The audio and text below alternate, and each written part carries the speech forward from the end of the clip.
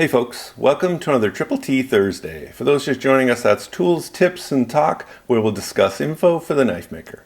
In today's episode, I'm going to attempt stainless Damascus.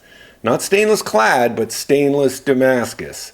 This is a tough beast, a tough nut to crack, and you can see from the thumbnail that I wasn't successful, but I learned a lot.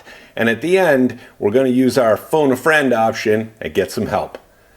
For this build, I'm going to be using AEBL and CPM 154, stacking it up and trying to get this to stick. Let's go check it out. First, I clean all the steel on the surface grinder. Then I'm actually going to TIG weld the sides. Before I do that, I'm going to heat them up with a torch to make sure my TIG welds take as much as they can. This whole decision to TIG weld ends up biting me later. Stay tuned.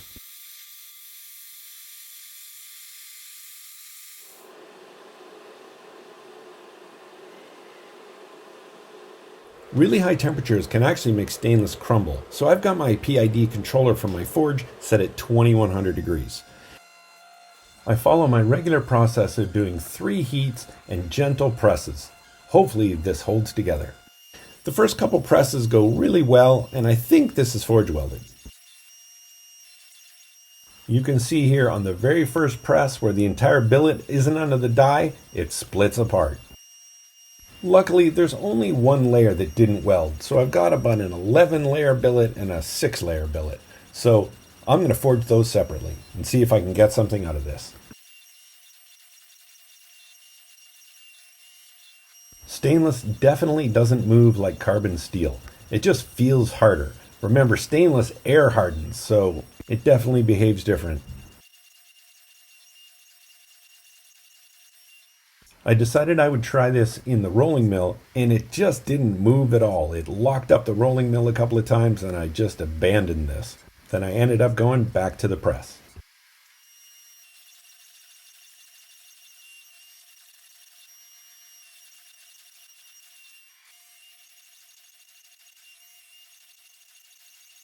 So here are the two billets. As you saw, one of them split while I was forging, so I ended up getting an 11 layer and a 6 layer, which is fine.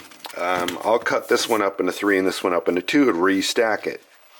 What I do see though is, if you guys can see this, a bunch of these cracks that actually go pretty deep, mostly on one side, and I think that's when it was bowed. It was a little cold, and I straightened it out, and I think I split a couple. Same on this side, so I think I got a bunch of grinding to do. I might even have to grind this top layer off, but I'm going to clean it up on the stone wheel, and then we'll see what we got.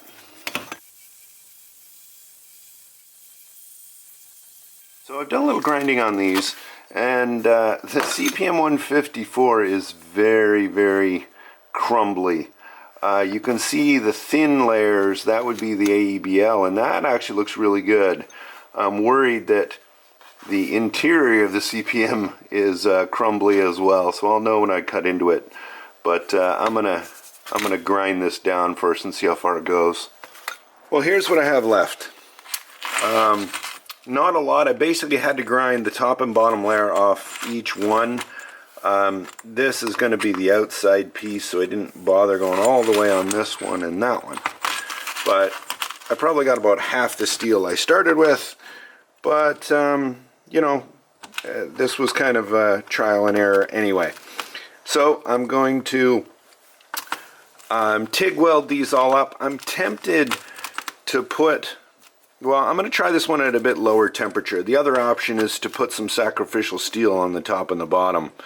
But I think I'm going to try this one at 2000 instead of 2100, and we'll see if we can get it to stick. If you need steel for one of your projects or anything else knife related, check out Maritime Knife Supply. They're up in Canada, but you can shop in US dollars and take advantage of that Canadian exchange rate. Check them out. They have everything.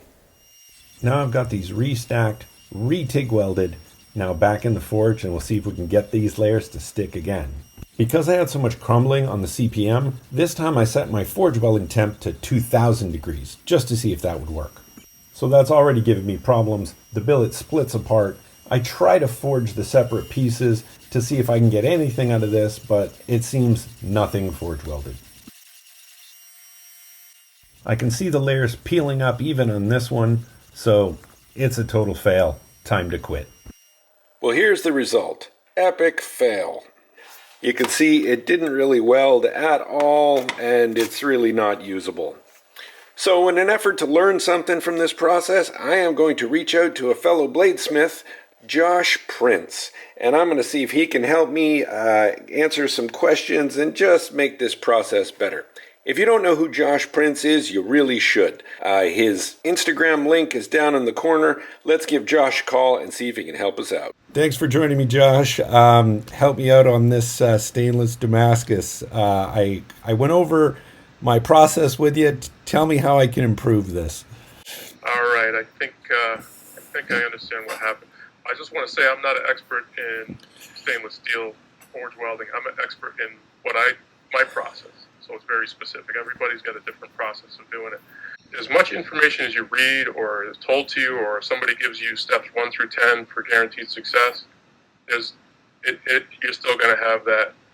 You're still going to have those huge failures, because a lot of it is, what it comes down to is intuition and little small details.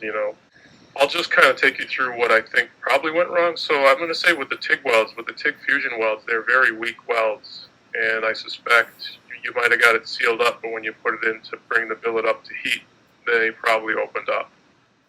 They might have opened up partially and allowed oxygen in, or they might have fully opened up, so you had inconsistent welding. And sometimes I think sometimes there can be cases where it's open, but as you work the billet and stretch it out, as long as it doesn't really open up, you'll expose surface internally. You'll expose surface that will weld. So you might get welded areas and unwelded areas. What do you think? Yeah, I think it did. I had one major fail in the first weld, which gave me kind of 2 pieces. Everything else seemed to weld okay, but I agreed. I think the TIG welds were a bad choice. So definitely I'm going to wrap it. Tell me a bit more about argon and how you use argon. What I like to do, and again, this is unique to my process, I think probably shared with other makers. What I like to do is I use thicker stock. So I use 1/4-inch starting stock, AEBL and CPM. So I get the 1/4-inch stock. I cut my original stack to so that it's within the press dies. So on initial pressing, the billet, it does not exceed the footprint of the top or bottom die. And I usually start my billets at around 5.5 inches tall. And the reason I do that is because I'm starting off with thicker stock, and I want to get maximum pattern density without having to make 4 different billets and combine them. So I'm trying to do everything in one billet. So I get my 1/4-inch stock, I just stack it up as neatly as possible and run some good welds on both ends so that it's acting as a solid block. Because what I do then is I wrap a sheet metal can, about a 1/16 of an inch thick sheet metal can around it. I try to do as many bends as I can so that there's fewer welds, because the welds are the Achilles heel of this whole process. The can integrity is really important.